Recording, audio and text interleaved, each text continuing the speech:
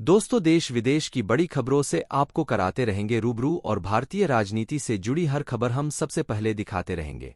इसलिए चैनल को सब्सक्राइब जरूर कर ले। चुनाव आयोग ने लोकसभा चुनाव की तारीखों का ऐलान शनिवार 16 मार्च 2024 को कर दिया। इलेक्शन कमीशन के मुख्य निर्वाचन आयुक्त राजीव कुमार ने बताया कि 543 सीटों के लिए लोकसभा चुनाव 7 चरणों में होंगे। 19 अप्रैल 1926 अप्रैल, 7 मई, 13 मई 1920 मई, 25 मई और 1 जून को होगा मतदान। 4 जून को मतगणना होगी। इन 543 सीटों पर होने वाले चुनाव में से वाराणसी लोकसभा सीट उत्तर प्रदेश की सबसे महत्वपूर्ण संसदीय क्षेत्रों में गिनी जाने वाली सीटों में से एक है। ऐसा इसलिए क्योंकि वाराणसी से प्रधानमंत्री नरेंद्र मोदी मौजूदा सांसद हैं और इस सीट पर इलेक्शन 7वें चरण यानी 1 जून को होगा। यूपी की 80 लोकसभा सीटों में वाराणसी लोकसभा सीट एक अलग ही महत्व रखती है। इस सीट की अपनी एक अलग ही पहचान बन गई है, जिसमें 1991 से ही भारतीय जनता पार्टी बीजेपी काबिज है और इस बीच बस एक बार ही साल 2004 में कांग्रेस इस सीट पर जीत हासिल कर पाई थी। 2014 में भी जब बीजेपी ने सत्ता में वापसी की तो पार्टी के पीएम उम्मीदवार नरेंद्र मोदी ने इस सीट से जीत हासिल की थी। तो चलिए जानते हैं कि इस लोकसभा सीट से जुड़ी रोचक बातें।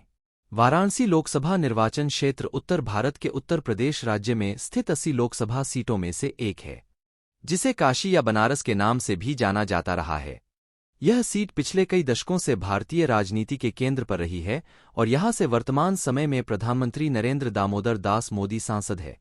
वो लगातार 2 बार साल 2014 और 2019 में इस सीट से चुनाव लड़कर संसद पहुंचे हैं।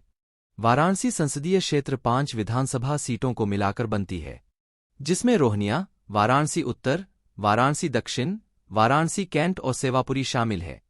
इस कारण इस लोकसभा में हर वर्ग के लोग मौजूद हैं और इस सीट को एक अलग पहचान मिली है। वाराणसी लोकसभा चुनाव में इतिहास को दोहराते हुए साल 2019 में नरेंद्र मोदी ने 4,79,505 वोटों के अंतर से बहुत बड़ी जीत दर्ज की थी। पीएम नरेंद्र मोदी को 6,74,664 वोट मिले थे, जबकि उनके खिलाफ चुनाव लड़ रही समाजवादी पार्टी की प्रत्याशी शालिनी यादव के पक्ष में बस 1,95,159 वोट ही पड़े थे। इस तरह साल 2014 के लोकसभा चुनाव में भी पीएम उम्मीदवार नरेंद्र मोदी ने आम आदमी पार्टी के उम्मीदवार अरविंद केजरीवाल को 3,71,784 वोटों के भारी अंतर से हराकर पटखनी दी थी। साल 2009 के लोकसभा चुनाव में भी बीजेपी के ही वरिष्ठ नेता मुरली मनोहर जोशी ने वाराणसी लोकसभा निर्वाचन क्षेत्र से बड़ी जीत हासिल की थी। उनको कुल 2,03,122 वोट मिले थे। वहीं उनके सामने बीएसपी के टिकट पर चुनाव लड़ रहे मुख्तार अंसारी को 1,85,911 मिले थे। वाराणसी लोकसभा के मतदाताओं का हिसाब किताब।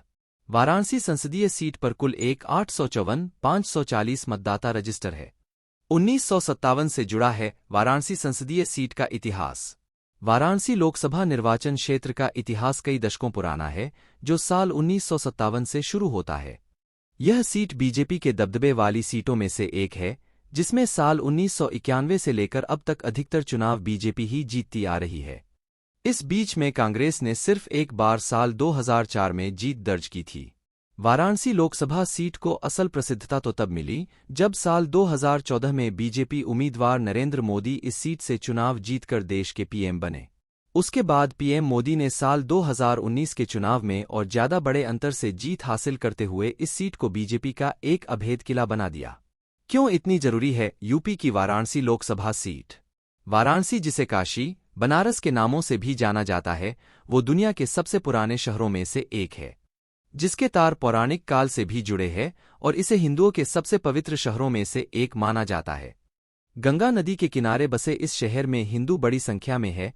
इसी के साथ वाराणसी के मुस्लिम कारीगरों का हुनर इस शहर को कला और पर्यटन का अनूठा संगम बनाता है।